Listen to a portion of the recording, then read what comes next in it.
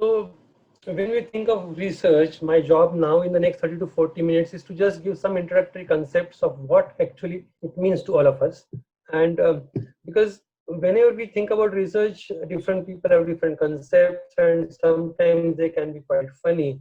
And invariably, especially if you look back few years, then it will elicit some smile on your face. So when I look back to my MD thesis, which was say more than 25 years back, imagine there were no computers at that time. I was doing thesis on magnesium levels in CKD.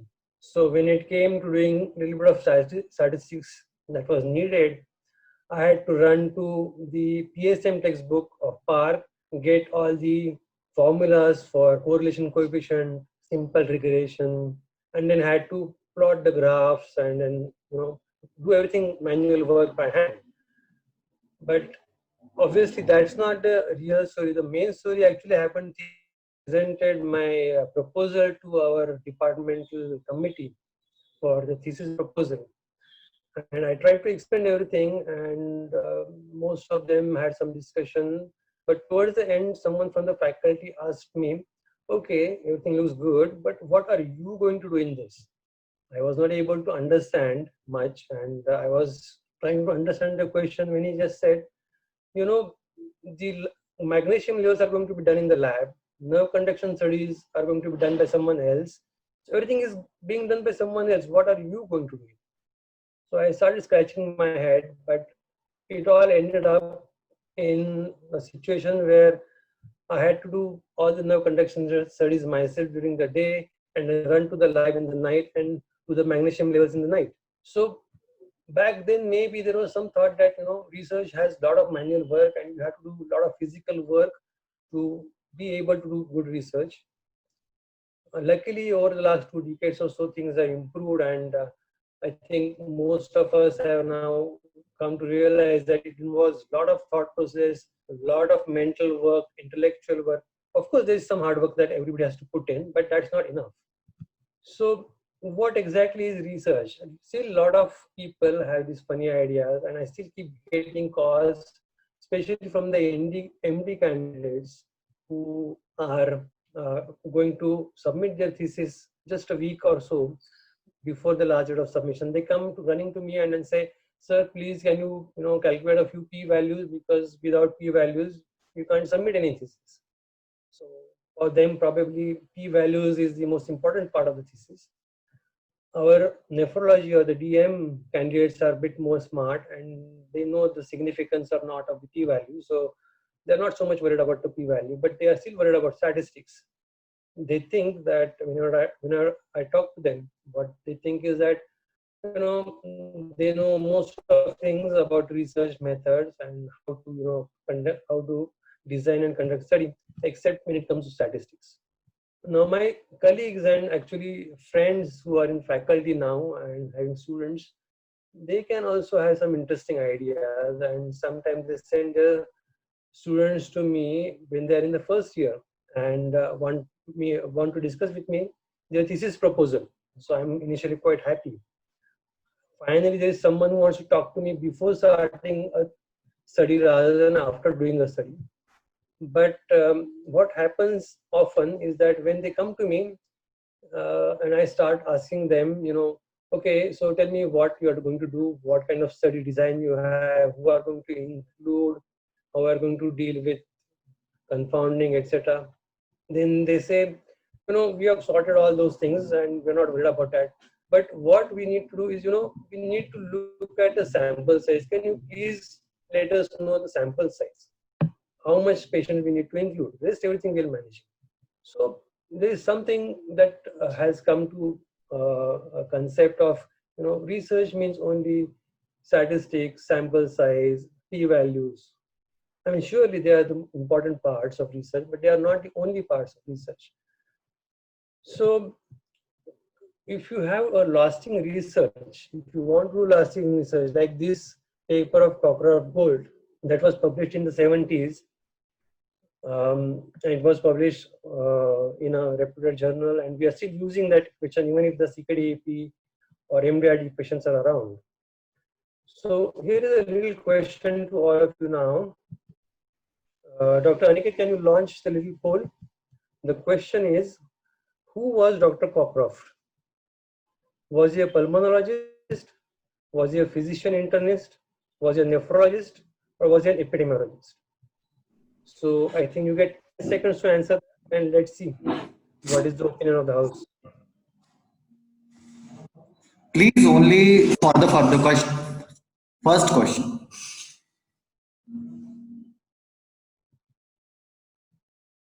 That's the first question. So Dr. Cockcroft of the Cockcroft Board formula, was he a pulmonologist, physician internist, nephrologist, or epidemiologist? Last 5 seconds.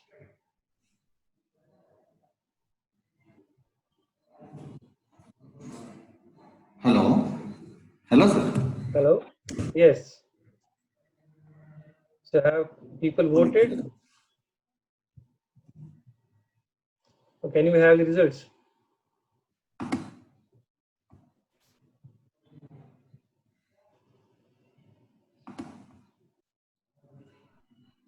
Sir, many people have not voted. I'm relaunching. Please, in your devices, please type in the answer. Okay, so you get another 10 seconds.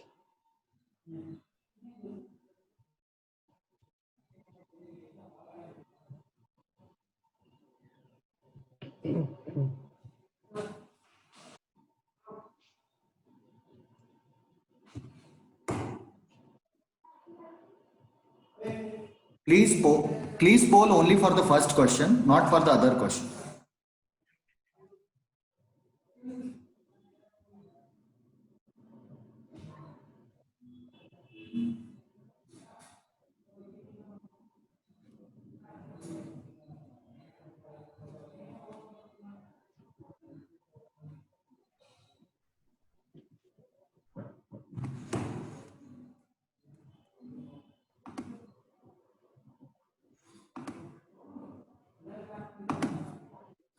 Sir, the results are in front of me.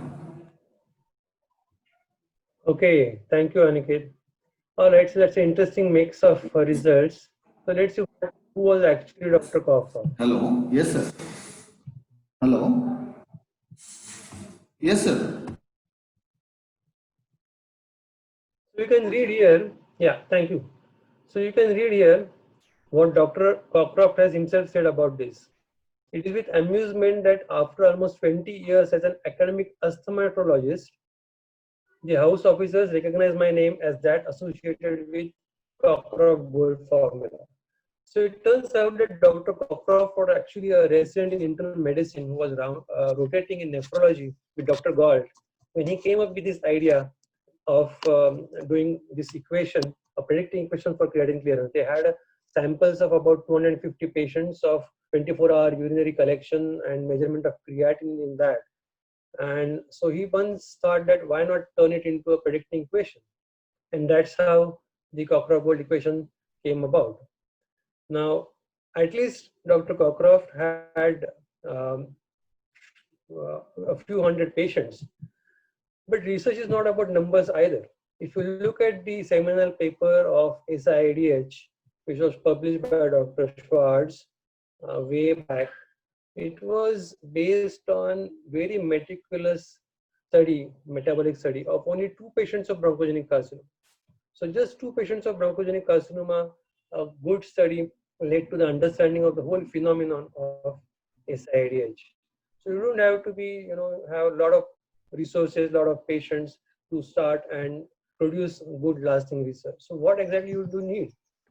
What you need basically is something called as curiosity, which means a strong desire to know or learn something, and also asking questions that no one had thought of asking before.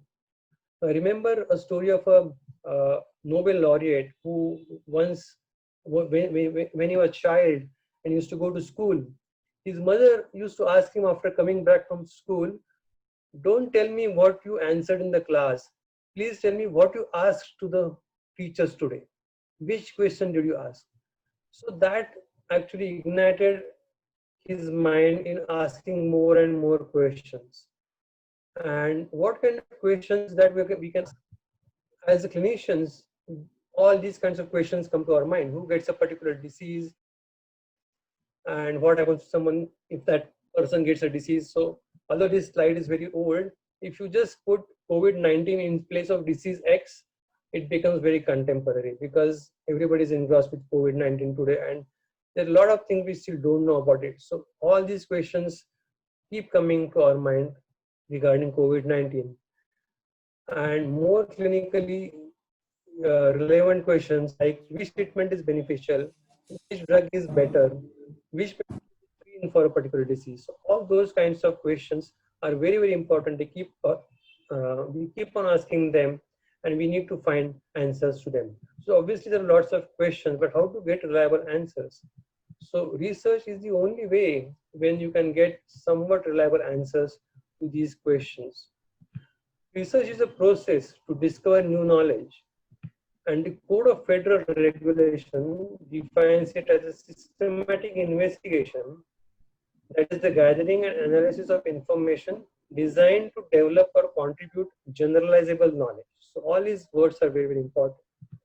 National Academy of Sciences states that object of research is to extend human knowledge of the physical, biological, or social world beyond what is already known. Now, when we are talking about knowledge and generation of knowledge, what should occur to us immediately is that whatever we are doing daily in our clinical practice, in our OPD or wards or ICU, we are only applying knowledge which is already available to us. So today, again, coming back to the example of COVID-19, we know how to use steroids, we know proning, we know how to use oxygen, and we know how to save lives of those who are affected with COVID-19. So we are applying knowledge in a proper way to help patients. But this knowledge is actually generated somewhere else, often by on some other patients, and often in some other country as well. So this knowledge then travels to us by a process of knowledge translation, and we need to be well versed of that as well, how the knowledge comes to us, and we should be able to interpret it properly. Otherwise, we can get lost in the translation, and we won't be able to even apply the existing knowledge appropriately to help our patients. All right, am I successful in confusing everybody till now? Good. So what I will do now is try to simplify it a little bit. How I look at research is in simple words. It will have 3 steps. The first step is that asking the right research question. The second step is trying to find answer by scientific methods. And third step is interpreting the results critically and objectively. And this course, I hope, is designed to walk you through all these steps one by one.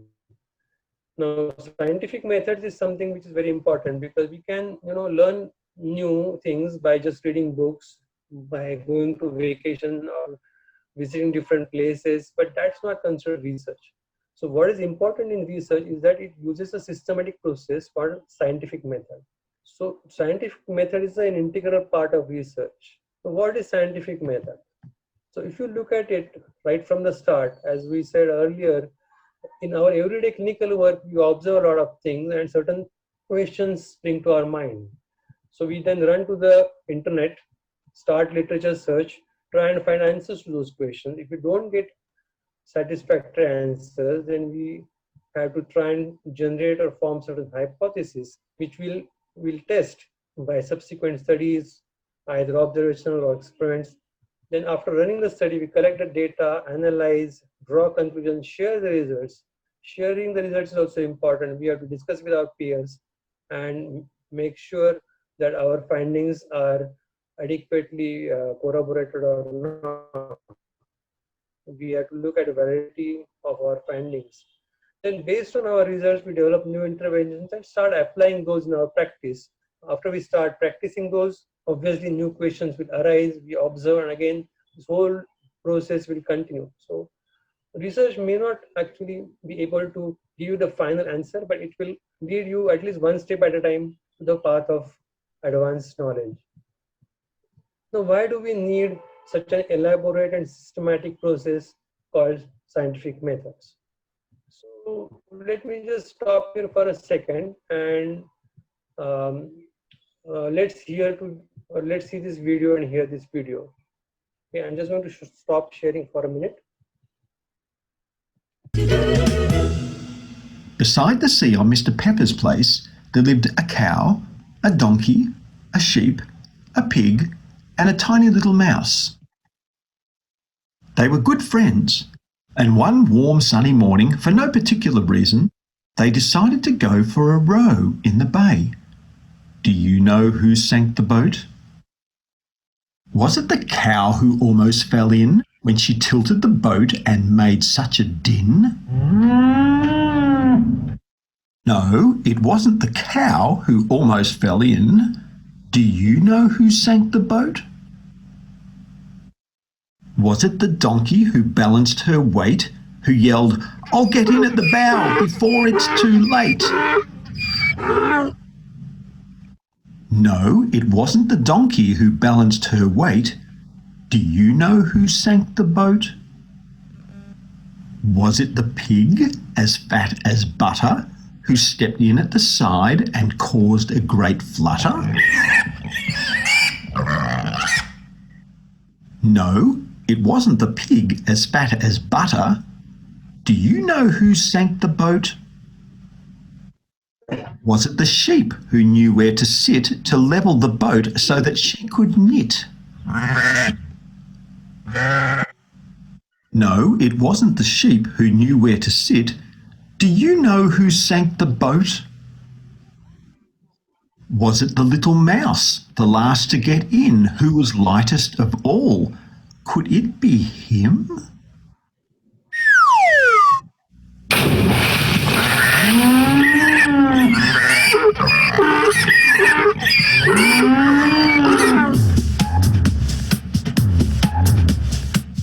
You do know who sank the boat. Correct.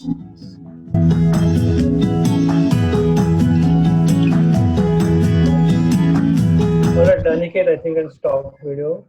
So every day we come with this question. There are a lot of possible causes to a particular effect, and not sure what exactly is the cause, because there are 4 or 5 different factors which are acting at the same time.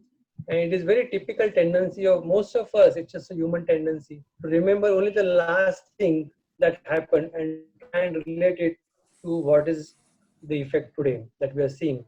So it is not very uncommon that patients ask us questions like this. If they come with us with abdominal pain, they can only remember something that happened yesterday, irrespective of the cause of abdominal pain, whether it is, pancreatitis or colic or even ruptured ectopic. So they just think that something they did yesterday might be responsible for what is happening today. Even we are not immune to this. When we are taking round every day in ICUs and wards, sometimes we think that whatever we did yesterday must be responsible for what is happening today, especially if it is a positive effect that we are seeing. So if the patient is getting better, it must be because that wonderful drug that we gave him yesterday. And if the patient is not getting better, well, it's just that this disease is quite bad.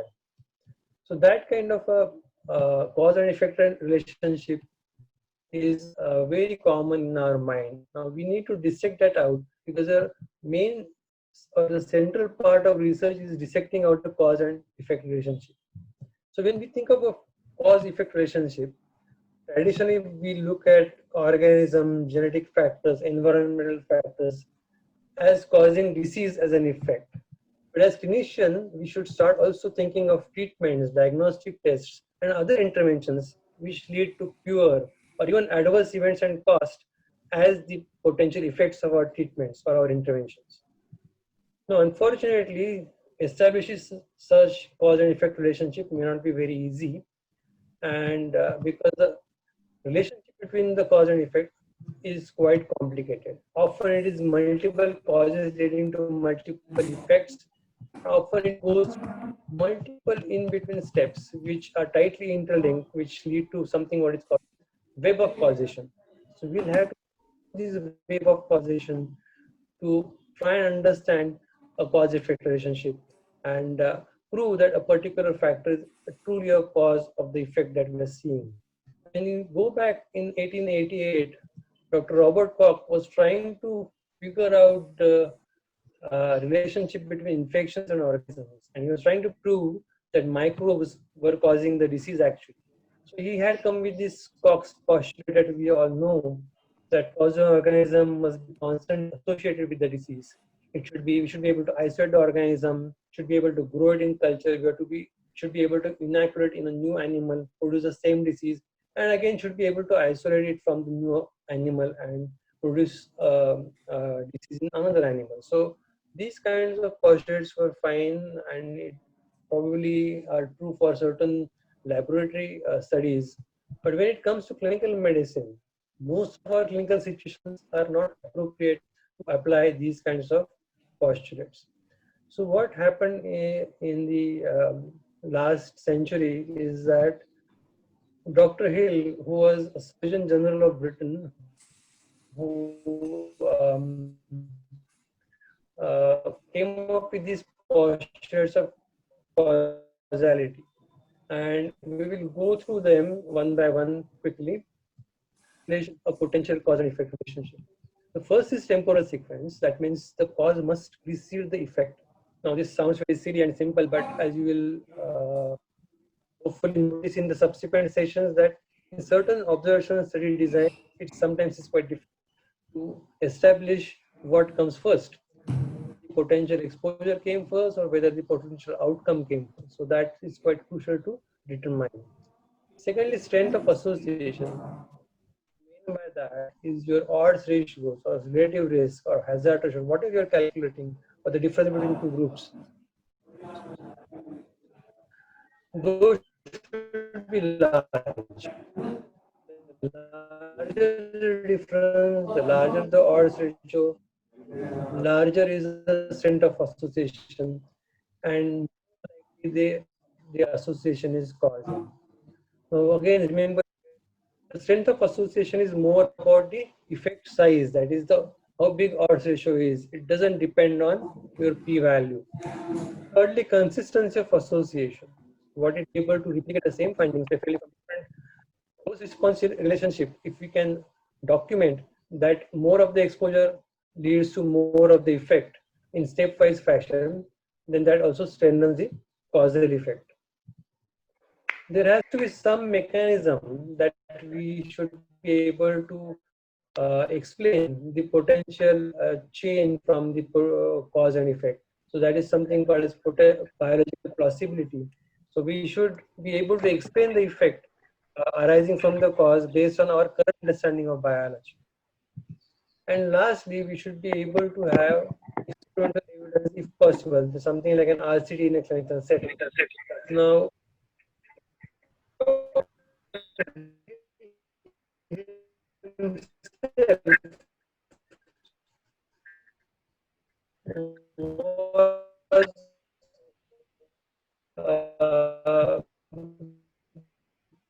quite sure that he categorically stated that these are not actually laws held in or etched in stone, you know. So these are just guidelines. So we should try and apply the.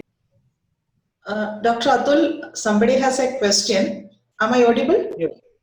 Yeah, somebody want, Dr. Abhishek Kumar, he wants to know whether Cockcroft was a physician internist or pulmonologist, because it seems he did the work when he was an internist, physician internist, and subsequently he became a pulmonologist. So what's your take on this? So, I mean, if we look back, he was clearly pulmonologist, but the point I was also trying to make is that he was only a resident who is probably the junior most person in the whole unit. So the point I was trying to make is that you don't have to be, you know, super professor to produce lasting research. You can have ideas. Everybody can get ideas. What we need to do is have a right environment to nurture those ideas and then test them and follow them through. Thank you, Dr. Atul. There are no more questions.